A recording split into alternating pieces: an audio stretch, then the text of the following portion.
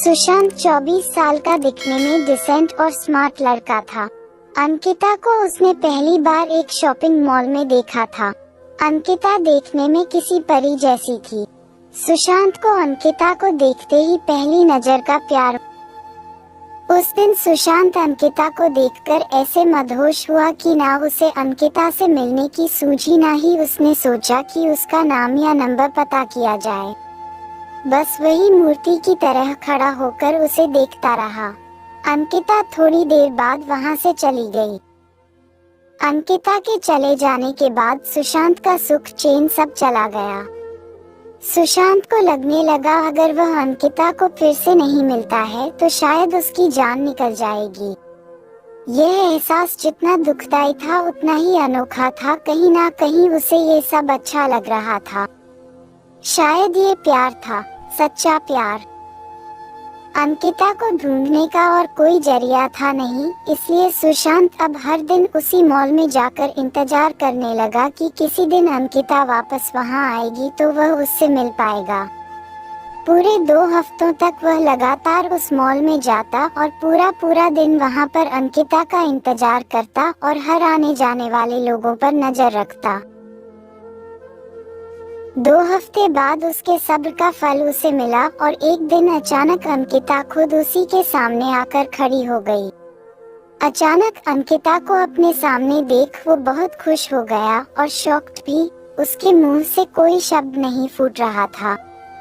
जब काफी देर तक वह कुछ भी नहीं बोला तो अंकिता ने उसे कहा, क्या हुआ? इतने दिनों से मेरा इंतजार कर रहे हो और अब जब मैं सामने खड़ी हूँ तो तुम मुझसे बातें नहीं करोगे? सुशांत ने चौंकते हुए कहा, हाँ करूँगा, बिल्कुल करूँगा।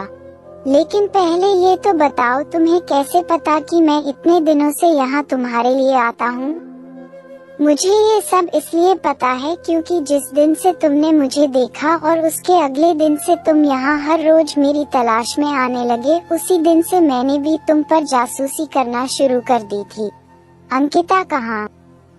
सुशांत के मन में एक और सवाल कौंधा। उसने पूछा, अच्छा ये तो समझ में आया कि तुमने मुझ पर बरोबर जासूसी की है, लेकिन फिर भी यह क्लियर नहीं हुआ कि तुम्हें कैसे पता चला कि मैं तुम्हारी तलाश में यहाँ पर आता था।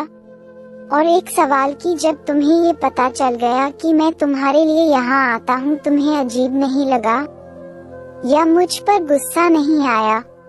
अगले दिन आकर जब तुमने मेरे बारे में उसी दुकान में पूछताछ की जहां से मैंने खरीदी की थी, तो उस दुकानदार ने तुम्हें तो मेरे बारे में कुछ भी नहीं बताया, लेकिन मैं उसकी रेगुलर कस्टमर हूं, इसलिए उसने फोन करके तुम्हारे बारे में मुझे सब कुछ बता दिया था। मुझे अजीब लगा था कि कोई क्यों मेरे बारे में छानबीन कर रहा है, इसलिए मैंने उसी दिन से यहाँ पर आकर तुम पर जासूसी करना शुरू कर दिया और दूर से ही तुम पर नजर रखने लगी। अंकिता ने कहा। अंकिता आगे बोली, उस दिन सिर्फ तुम्हें ही मैं पहली नजर में पसंद नहीं आई थी। मैंने भी तुम्हें मॉल में देखा था और मुझे भी तुम अच्छे लगे थे, इसलिए जब मैं तुम पर नजर रखने लगी तब मेरे मन में तुम्हारे बारे में और ज्यादा जानने की मंशा जागी, इसलिए मैं उसी दिन तुमसे बात करने के लिए नहीं आई और इन 2 हफ्तों में मैंने तुम्हारे बारे में काफी कुछ जाना। इन 2 हफ्तों में तुम पर नजरें रखते रखते मेरे दिल में भी तुम्हारे लिए जाग गया और मेरा प्यार भी आकर्षण नहीं है, क्योंकि मुझे भी अब बिना तुम्हें देखे चैन नहीं आता है और मैं भी वही चाहती हूँ जो तुम चाहते हो, इसलिए आज मुझसे रहा नहीं गया और मैं तुम्हारे सामने आकर खड़ी हूँ।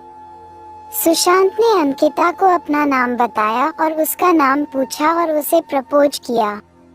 अंकिता ने हाँ कहा और दोनों के ही चेहरों पर अपने सपनों के हमसफर से मिलने की खुशी चमक उठी और एक प्यारी सी क्यूट लव स्टोरी का हैप्पी एंडिंग हुआ।